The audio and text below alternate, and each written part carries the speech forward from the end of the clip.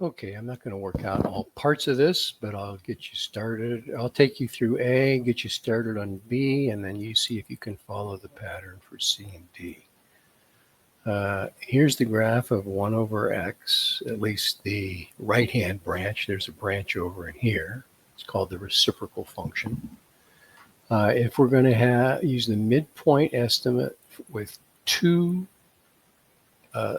subintervals, then the length or delta x of each subinterval will be b minus a over n. And for part A, from 1 to 7, b minus a is 7 minus 1 over 2 subintervals. Each of these is a length of 3 right here. Now, to find the midpoint of that interval, we have to determine what these endpoints are. We know we're starting at 1 and going for a length of 3. That takes us to 4. And for the second interval, we're going from 4 for a length of 3. That takes us to 7. The midpoints will be the average of the endpoints. So we'll say that x sub 1 is 1 plus 4 over 2, or 5/2. And so the area of this first rectangle right here will be this delta x3 times the height of the rectangle at the midpoint, which will be f of 5/2, which is just the reciprocal of 5/2, 2/5 or 6/5. Same thing for x sub 2. Average the endpoints of the interval. We get 11/2.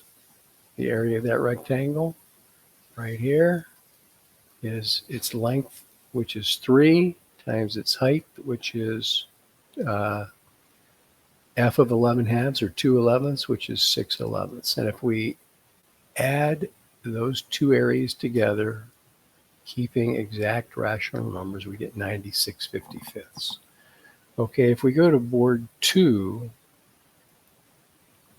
here's the interval from 4 to 28, where this red graph right here is 1 over x. Delta x will be b minus a over 2, which is 12. And that means we're going to start at 4, the far left, and proceed at length of 12 to the next endpoint. That takes us to 16, and from 16 we go another 12 to 28. The midpoints will be average of the endpoints. 20 divided by 2 is 10. 44 divided by 2 is 22.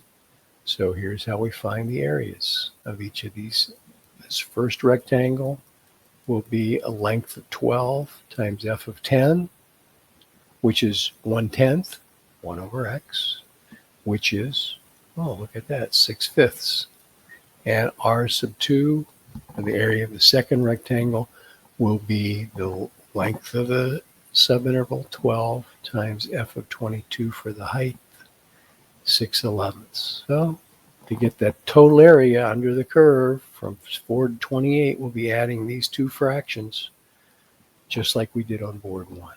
Okay, and to do M3 over 1 to 4, you follow the same pattern, b minus a, but this time over 3.